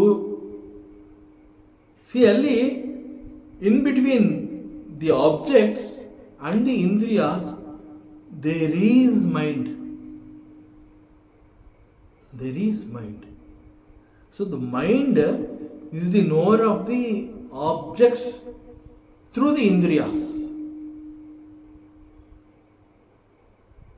ಉದಾಹರಣೆಗೆ ನನ್ನ ಮುಂದೆ ಇರುವಂತಹ ಒಂದು object. For example, this is another object. So it is in black colour. ಇದು ಕಪ್ಪು ಬಣ್ಣದಲ್ಲಿದೆ. ಇದನ್ನು ನಾನು ನೋಡ್ತಾ ಇದ್ದೀನಿ. ನಾನು ನೋಡ್ತಾ ಇದ್ದೀನಿ ಅಂತ ಹೇಳಿದಾಗ ನೋಡಿದ್ದು ನನ್ನ ಕಣ್ಣುಗಳು. And kannu is one of the jnanendriya. And actually the mind is the knower of the object. ಮನಸ್ಸಿಗೆ ಅರ್ಥ ಆಗ್ತಾ ಇದೆ, it is in black colour. It is the mind which confirms it is an object and it is in black color. ಮನಸ್ಸು ಹೇಗೆ ಇದನ್ನು ಅರ್ಥ ಮಾಡ್ಕೋತು? It is through the ಇಂದ್ರಿಯ called ice, ಕಣ್ಣು. ಸೊ ಕಣ್ಣು ಅನ್ನುವಂತಹದ್ದು ಕೇವಲ ಅದು ತನ್ನ ಕೆಲಸವನ್ನು ಮಾಡ್ತು. ಕಣ್ಣಿಗೆ ಇರುವಂತಹ ಶಕ್ತಿ ಏನು ಅಂತಂದರೆ, it can see, that's all. ಕಣ್ಣುಗಳು ಕೇವಲ ನೋಡುವಂತಹ ಕೆಲಸವನ್ನು ಮಾಡುತ್ತೆ. So behind this there is a mind. ಆ ಮನಸ್ಸು ಏನು ಮಾಡ್ತು, ನೋಡಿರೋಂತಹದ್ದನ್ನು ಕಣ್ಣು ನೋಡಿದ ಕೂಡಲೇ ಒಂದು ಮೆಸೇಜ್ನ ಅದು ಕಳಿಸುತ್ತೆ, ನಾನು ನೋಡಿದೆ ಅಂತ. ಆ ನೋಡಿದೆ ಅನ್ನುವಂತಹ ಮೆಸೇಜ್ನ ಈ ಮನಸ್ಸು ಅನ್ನುವಂತಹದ್ದು ಗ್ರಹಿಸತ್ತೆ. ಗ್ರಹಿಸ್ಬಿಟ್ಟು ಇಟ್ ಕನ್ಫರ್ಮ್ಸ್, ಎಸ್ ನೀನು ನೋಡಿದ್ದು ಇಂತಹದ್ದು, ಇದು ಕಪ್ಪು ಬಣ್ಣದಲ್ಲಿದೆ ಅನ್ನೋಂತಹದ್ದನ್ನು ಕನ್ಫರ್ಮ್ ಮಾಡುತ್ತೆ ಮೈಂಡು. ಸಪೋಸ್ ನಾನು ನೋಡ್ತಾ ಇದ್ದೀನಿ, ಈ ಸಂದರ್ಭದಲ್ಲಿ ಮನಸ್ಸು ಇಲ್ಲಿ ನನ್ನ ಬಳಿ ಇಲ್ಲ. ಮನಸ್ಸು ನನ್ನ ಬಳಿ ಇಲ್ಲ ಅಂತಂದಾಗ ನಾನು ನೋಡಿದ್ದೀನಿ ಅಂತ ಹೇಳಿದ್ರು ಕೂಡ ನನಗೆ ನಾನು ನೋಡಿದ್ದೀನಿ ಅನ್ನುವಂತಹ ಮೆಸೇಜ್ ಇಟ್ ವೋಂಟ್ ರೀಚ್. ಈಗ ಶಾಲೆಯಲ್ಲಿ ಪಾಠ ಮಾಡ್ತಾ ಇರ್ತಾರೆ, ಸುಮಾರು ಜನ ಸ್ಟೂಡೆಂಟ್ಸ್ ಕೂತಿರ್ತಾರೆ. ಟೀಚರ್ ಪಾಠ ಮಾಡ್ತಾ ಇರ್ತಾರೆ, ಅಲ್ಲಿ ಕುಳಿತಿರುವಂತಹ 50 ಜನಕ್ಕೂ ಅದೇ ಪಾಠ, ದ ಸೇಮ್ ಟೀಚಿಂಗ್. ಆ 50 ಜನದಲ್ಲಿ ಹಿಂದೆ ಕೂತಿರ್ತಾರೋ ಮುಂದೆ ಕೂತಿರ್ತಾರೋ ಎಲ್ರಿಗೂ ಕೇಳಿಸ್ತಾ ಇರುತ್ತೆ. ಬೋರ್ಡ್ ಮೇಲೆ ಬರೆದಿದ್ದನ್ನು ತೋರಿಸ್ತಾರೆ. ಸೊ 50 ಜನನು ನೋಡ್ತಾರೆ, ಅವರು ಮಾತಾಡ್ತಾ ಇರುವಂತಹದ್ದನ್ನು ಕೇಳಿಸ್ಕೊತಾರೆ. ಆ 50 ಜನದಲ್ಲಿ ಒಂದು 10 ಜನಕ್ಕೆ 70% ಅರ್ಥ ಆಗಿರುತ್ತೆ. ಅಂತಂದರೆ ಆ ಸಂದರ್ಭದಲ್ಲಿ the presence of the mind it is there 100%. So ಕೆಲವರ ಇನ್ನೊಂದು ಸ್ವಲ್ಪ ಜನಕ್ಕೆ ಏನಾಗಿರುತ್ತೆ ಅಂತಂದರೆ ಮನಸ್ಸು ಹಿಂಗೆ ಹೋಗಿ ಹಂಗೆ ಬಂದಿರುತ್ತೆ. So they miss something. He is able to grasp some 70% or 80%. ಆಮೇಲೆ ಅವರು ಮತ್ತೊಮ್ಮೆ ಇನ್ನೊಂದ್ಸಲಿ ಟೀಚರ್ನ ಕೇಳಬೇಕು, ಅಥವಾ 100% ತಿಳ್ಕೊಂಡಿರ್ತಾರಲ್ಲ ಅವ್ರ ಹತ್ರ ಇನ್ನೊಂದ್ಸಲಿ ಡಿಸ್ಕಸ್ ಮಾಡಿ ಅದನ್ನು ಅರ್ಥ ಮಾಡ್ಕೋಬೇಕಾಗುತ್ತೆ. ಯಾಕೆ ಇವರಿಗೆ 100% ಸಿಕ್ತು, ಅವನಿಗೆ ಬರೀ 80% ನಾಲೆಡ್ಜ್ ಸಿಕ್ತು? 100% ಸಿಕ್ಕಿದಾಗ the presence of the mind 100% ಅವನ ಬಳಿ ಇತ್ತು. ಈ 80% ಹೇಳಿದಾಗ ಆ ಮನಸ್ಸು ಹಿಂಗೆ ಹೋಗಿ ಹಂಗೆ ಬಂದಿರುತ್ತೆ. So he missed it. In that gap where the mind absent ಆಗಿರ್ತಲ್ಲ, ಆ ಗ್ಯಾಪಲ್ಲಿ ಹಿ ಮಿಸ್ ದಟ್ ಸಮ್ 20%. ಸೊ ಕಣ್ಗಳಿತ್ತು, ಇಂದ್ರಿಯಗಳಿತ್ತಲ್ಲ, ಇಂದ್ರಿಯಗಳಿತ್ತು, ಇಂದ್ರಿಯಗಳು ಎಲ್ಲವನ್ನ ಮಾಡಲಿಲ್ಲ. ಇಂದ್ರಿಯಗಳು ಇದ್ದಲ್ಲ, ಟೀಚರ್ನ ನೋಡಿದ್ದಾನೆ, ಕಪ್ಪು ಬೋರ್ಡ್ನ ನೋಡಿದ್ದಾನೆ, ಬರಿತಾ ಇದ್ದಿದ್ದನ್ನು ನೋಡಿದ್ದಾನೆ, ಟೀಚರ್ ಮಾತಾಡ್ತಾ ಇದ್ದಿದ್ದನ್ನು ಕೇಳಿಸ್ಕೊಂಡಿದ್ದಾನೆ.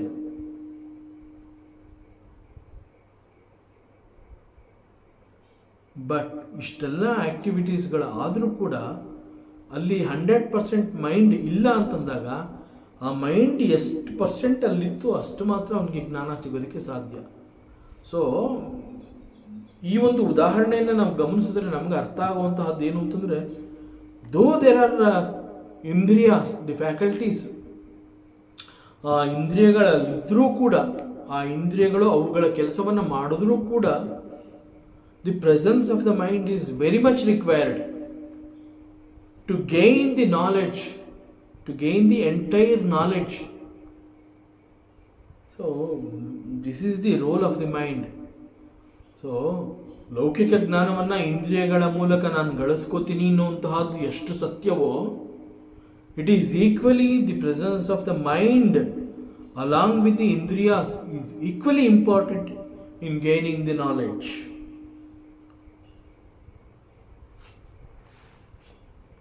ಯಾಕೆಂತಂದರೆ ಕಣ್ಣು ಏನು ನೋಡುತ್ತೆ, ಆ ನೋಡಿರೋಂತಹದ್ದನ್ನು ಅದು ಮನಸ್ಸಿನಲ್ಲಿ ಒಂದು ಥಾಟ್ ಆಗಿ ಅಲ್ಲಿ ಮನಸ್ಸಿನಲ್ಲಿ ಹುಟ್ಕೊಳ್ಳುತ್ತದೆ.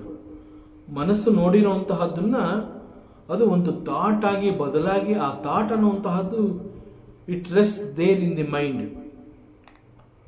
So mind is one such beautiful intelligent instrument. It is the knower of the senses and the objects.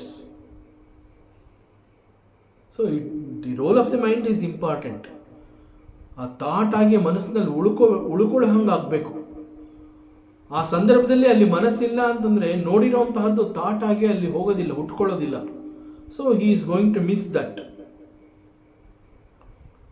So it is the mind an intelligent instrument and the knower of the senses and the objects. So ಕಣ್ಣುಗಳು ಅಂತ ಹೇಳಿದಾಗ eyes can only receive the colour and form. ಅದೇ ರೀತಿ ಕಿವಿಗಳು ಅಂತ ಹೇಳಿದಾಗ they receive only sound. See when the sound is not converted into the meaning, ಆಗ it is ಗಲಾಟೆ, ನೈಸ್. ಈಗ ಫಾರ್ ಎಕ್ಸಾಂಪಲ್ ಮ್ಯೂಸಿಕ್ ಅಂತ ನಾವು ಹೇಳ್ತೀವಿ. ಆ ಮ್ಯೂಸಿಕ್ನ ಗೊತ್ತಿರೋರು, music lover, when he listens, ಅವನು ಮತ್ತೊಂದು ಲೋಕದಲ್ಲಿ ಅವನು ಇರ್ತಾನೆ. ಸಂಗೀತ ಜ್ಞಾನನೇ ಇಲ್ಲದೆ ಇರೋನು ಅವನೇನು ಹೇಳ್ತಾನೆ, ಏನು ಆಗ್ಲಿಂದ ಅರಚ್ಕೋತಾ ಇದ್ದಾರೆ ಅವರು.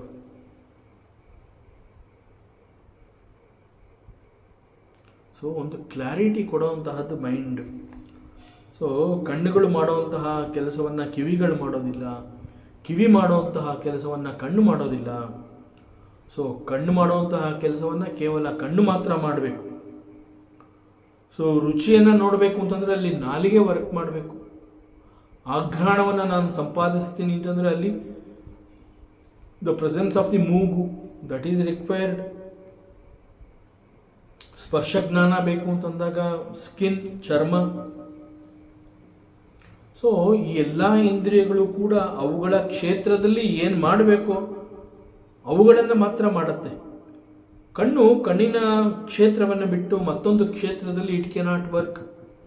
ಅದೇ ರೀತಿ ಕಿವಿ ತನ್ನ ಕ್ಷೇತ್ರವನ್ನು ಬಿಟ್ಟು ಮತ್ತೊಂದು ಕ್ಷೇತ್ರದಲ್ಲಿ, ಕಣ್ಣಿನ ಕ್ಷೇತ್ರದಲ್ಲಿ it cannot work. So it is the mind, it is the controller of all the 5 indriyas. So ಈ ಪ್ರಕಾರ mind knows all the 5 fields. See, the capacity of the mind ಹೇಗೆ ಅಂತಂದರೆ, for example at A time ಒಂದು T ವಿನಲ್ಲಿ ನಾವು ಒಂದು ಫಿಲಮ್ನ watch ಮಾಡ್ತಾ ಇದ್ದಾಗ ಅಲ್ಲಿ ದೃಶ್ಯವನ್ನು ನೋಡ್ತೀವಿ, ಶಬ್ದವನ್ನು ಕೇಳಿಸ್ಕೋತೀವಿ. ಅಲ್ಲಿ 2 ಇಂದ್ರಿಯಗಳು ಒಟ್ಟಿಗೆ ವರ್ಕ್ ಮಾಡ್ತಾ ಇದೆ ಒಂದೇ ಸಿಚುಯೇಷನ್. ಅಲ್ಲಿ 2 ಇಂದ್ರಿಯಗಳು ವರ್ಕ್ ಮಾಡ್ತಾ ಇದ್ದಿಲ್ಲ. ಆ ಎರಡನ್ನೂ ಕೂಡ ಮನಸ್ಸು ಹಿಡಿದಿಟ್ಕೊಳ್ಳುತ್ತೆ. ಎರಡನ್ನೂ ಅರ್ಥ ಮಾಡಿ ನಮಗೆ ಫಿಲ್ಟರ್ ಮಾಡಿ, ನೀನು ನೋಡ್ತಾ ಇರುವಂತಹದ್ದು ಇಂತಹ ದೃಶ್ಯ, ಅಲ್ಲಿ ಮಾತಾಡ್ತಾ ಇರುವಂತಹದ್ದು ಈ ಸಂಭಾಷಣೆಗಳು, ಸೊ ಎಲ್ಲ ಗೊತ್ತಾಗುತ್ತೆ. ಸಪೋಸ್ ಅಲ್ಲಿ ಹಾಡು ಹೇಳ್ತಾ ಇದ್ರೆ we also appreciate the music. The mind has got that capacity. So ಈ 5 ಕ್ಷೇತ್ರಗಳಲ್ಲಿ ಆ ಇಂದ್ರಿಯಗಳು ಮಾಡುವಂತಹ ಕೆಲಸ ಯಾವ್ದಾದ್ರು ಒಂದು ಕ್ಷೇತ್ರಕ್ಕೆ ಸೇರಿರುತ್ತೆ, ಅಥವಾ they are all within these 5 fields. ಯಾವುದೇ ಒಂದು ಜ್ಞಾನ ಅಂತಂದಾಗ ಈ ಪಂಚೇಂದ್ರಿಯಗಳ ವ್ಯಾಪ್ತಿಯಲ್ಲಿ ಅವುಗಳು ಬರಬೇಕು. So there cannot be the 6th field. Even if there is a sixth field, ಅದು ಇದೆ ಅಂತಂದ್ರೂ ಕೂಡ ಅದು ನಮಗೆ ಸಿಗೋದಕ್ಕೆ ಸಾಧ್ಯ ಇಲ್ಲ. ಯಾಕೆಂದರೆ ನಮಗಿರೋದೇ ಪಂಚ ಜ್ಞಾನೇಂದ್ರಿಯಗಳು. So there is another limitation. ಯಾವುದೇ ಒಂದು ವಸ್ತು ಅದು 5 ಕ್ಷೇತ್ರಗಳಲ್ಲಿ ಅಂತ ಹೇಳಿದಾಗ ಯಾವುದೋ ಒಂದಕ್ಕೆ ಸೇರಿರುತ್ತದು. ಸೊ ಅದರ ಜೊತೆಗೆ ಮನುಷ್ಯನ ಗ್ರಹಿಕೆಗೆ, ಅವನ ಸಾಮರ್ಥ್ಯಕ್ಕೆ there is a range also. So for example, ಒಂದು 100 ಮೀಟರ್ ದೂರದಲ್ಲಿರುವಂತಹದ್ದನ್ನು ನಾನು ಗುರುತಿಸ್ತೀನಿ, ಮತ್ತೊಬ್ಬ ಹೇಳ್ತಾನೆ 150 ಮೀಟರ್ ದೂರದಲ್ಲಿರುವಂತಹದ್ದನ್ನು ನಾನು ಗುರುತಿಸ್ತೀನಿ. So there is a range. ನನ್ನ ಹತ್ರನೂ ಕಣ್ಣಿದೆ, ಅವನಿಗೂ ಕಣ್ಣಿದೆ, ನಾನು ನೋಡ್ತೀನಿ, ಅವನು ನೋಡ್ತಾನೆ. ನನಗೆ ಒಂದು 10 ಮೀಟರ್ ದೂರದಲ್ಲಿರುವಂತಹದ್ದು ಕಾಣೋದಿಲ್ಲ, but it's possible for him. He can see very clearly even that particular vastu object is away from the 100 meters. It is possible for him to recognize. There is a range. There is a limitation. ಆ ಇಂದ್ರಿಯಗಳು ಅಂತ ಹೇಳಿದಾಗ ಕೂಡ ಅಲ್ಲಿ ಆ ಒಂದು range ಅವುಗಳಿಗಿರುತ್ತೆ. ಆ range, beyond that range ಇಂದ್ರಿಯಗಳಿದ್ರೂ ಕೂಡ ಅದು ವರ್ಕ್ ಮಾಡೋದಿಲ್ಲ. ಶಬ್ದ ಅಂತ ಹೇಳಿದಾಗ ಕೆಲವರಿಗೆ ಬಹಳ ಸೂಕ್ಷ್ಮ ಶಬ್ದವನ್ನು ಅವರು ಆಲಿಸ್ತಾರೆ. It is possible for them.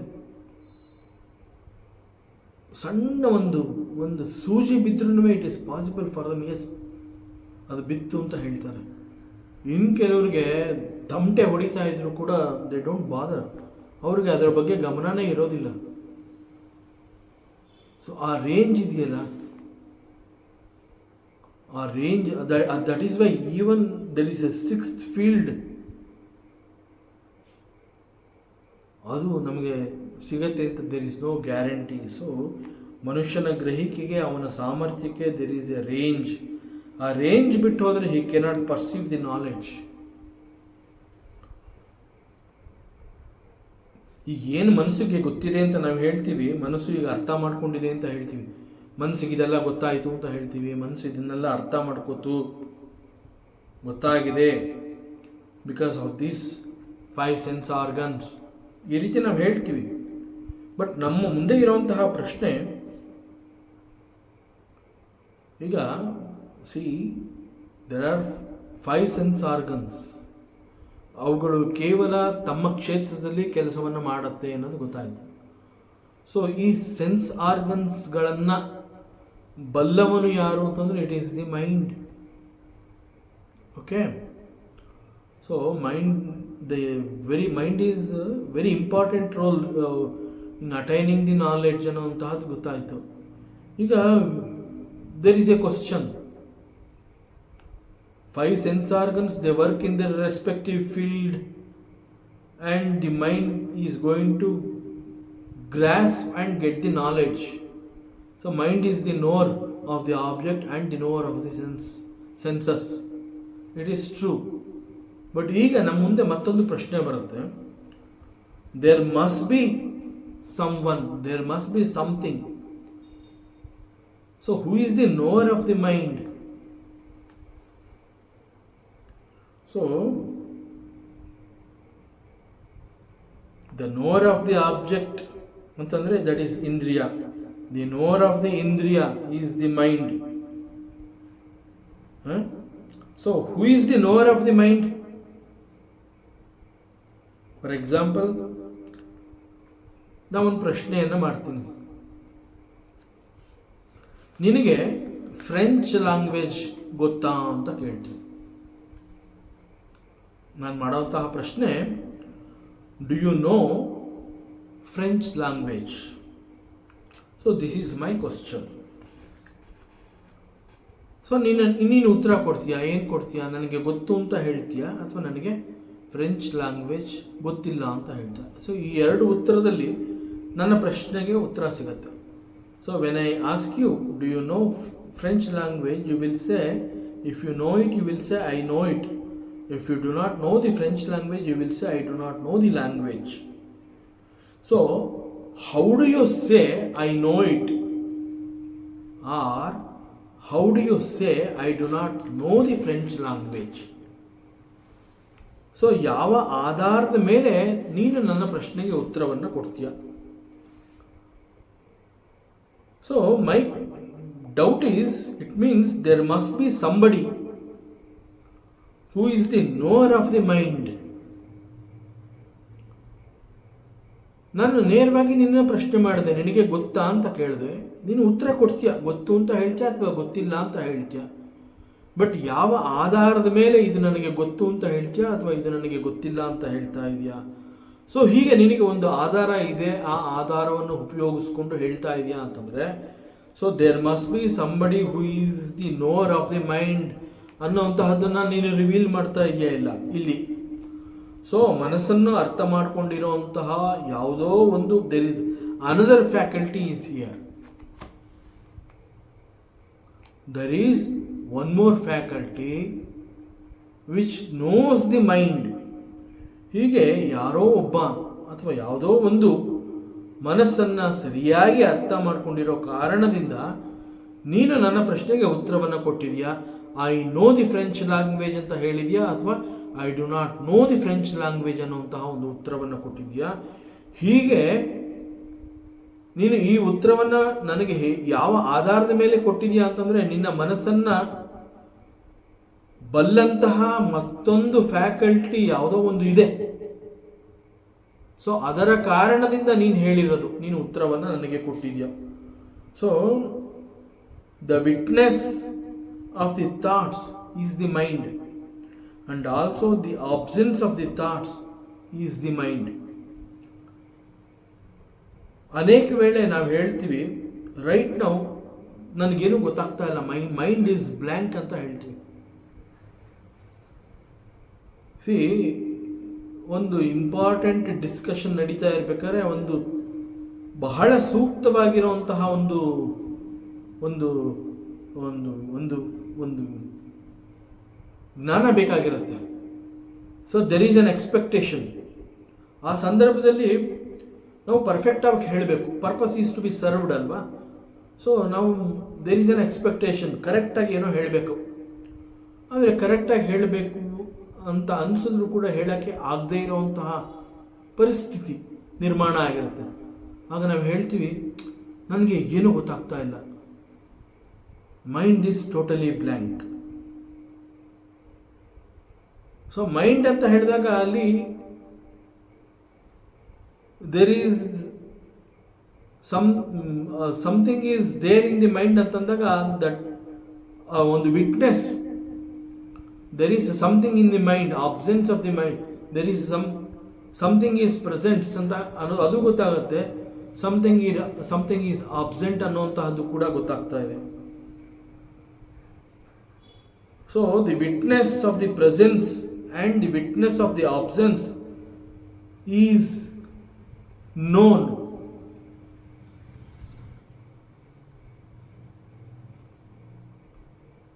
So what is that? It is called the consciousness, and this consciousness is the knower of the mind.